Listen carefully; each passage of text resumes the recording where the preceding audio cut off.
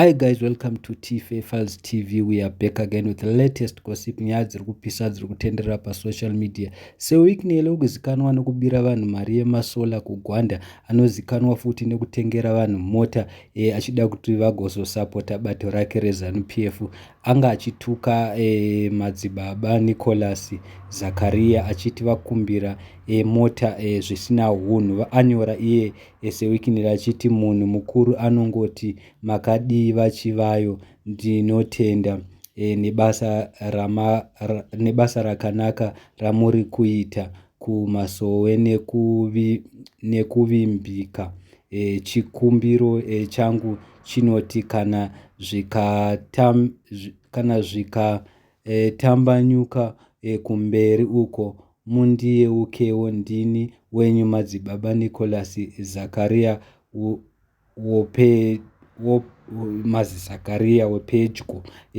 Aenderera seWicknel achiti zvino manje apa zvakuitika kunge pane mhosva kana kuti pane demand yekuti vanofarirwa kufamba nepombi. Garai makaziva kuti I don't owe anyone anything, uye munhu ane mari yake anoita zvaanoda nayo uye haudzirwe. Ndozvataurwa nani naseWicknel vachiti maonero angu chete, handisi kurwa. Achipindura zvataurwa nani naNicholas Zakaria. Pane vhidhiyo iri kutenderera pasocial media pana Nicholas Zakaria zvanga achitaurawo zvakachitamba. There was nothing wrong nekuti taenda tikanorinzwa vhidhiyo, asi seWicknel ataura achienda kudivi. Vazukuru vambuya nhanda vazotaurawo zvinhu zvakawanda zvakasiyana siyana. Aripo mumwe munhu auya akati Wicknel anongodawo attention, thanks for minduro nyoro sesenator lecture. Mumwe munhu akati senator musapinzwe pamiedzo,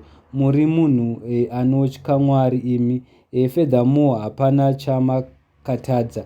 Mumwe munhu akati senator lecture musaitiswe, even akati chiendai munoona Victor murambe. Mumwe munhu akati ndiyo tsamba yacho ichaverengwa nenyika. Asi vaNicholas Zakaria vazoendawo vakanonyora vachipindura zvataurwa nani naWicknel vachiti zvichida meseji yakasvika kwamuri nenzira isiriyo, tinoti dai matiregererawo. Handipo pakutongera vapfumi kuti dai madai nemari dzenyu. Ndozvataurwa navaNicholas Zakaria. Vatokumbira ruregerero, asi chinhu chinorwadza chekuti vanhu vadedzera kuti koivo seWicknel sei vasingarespecti vakuru. Vazukuru vambuya naenda vazoenderawo mberi. Mumwe auya akati imari yenyika iyi Chivhayo iwe unoti ndiwe wega unoda kusimba here amana, munofa muchidzisiya mari idzi. Mumwe munhu akauya akati iye hapana kumbonzi Wicknel nditengere mota apo, ukuda kutozviita kagodhi iwe, ukuda kunamatwa manje achiti akadaro. Mumwe munhu akauya akati he doesn't need help from you, all he wants is his car to be fixed. He is a focused man, he believed in himself. Mumwe munhu akati I think you should watch the video again, madzibaba didn't ask any help at all. Mumwe munhu akauya akati moshota shamu mupostori, this is disrespect. Mumwe munhu akauya akati manyanya kusekererwa sterek, respect madhara. So guys, handizivi tinoti kudii. Mumwe munhu azouya akati this is hard Mr. Wicknel, soften your heart, usadaro.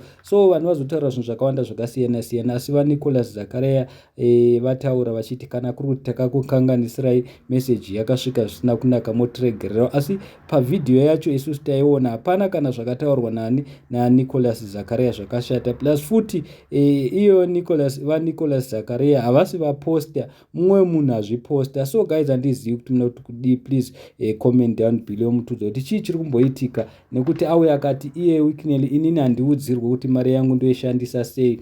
Ati maonero angu chete, handisi kurwa. Ari kudedzera kuti ivo vaNicholas Zakaria vanenge vari kuda mota kuti ndivatengere, asi vari kuya nenzira dzandisingafarire. Inini mari yangu yandoshandisa ndoishandira ndega, handidi kuudzirwa. Vamwe vazukuru vambuya naenda vazouya vakati imari yedu iyi, imi makuita senonzi mari yenyu, imari yedu yamuri kudibira neZANU-PF. Thank you so much guys, don't forget to subscribe, like our videos kuti aende kure. Ndokutendai.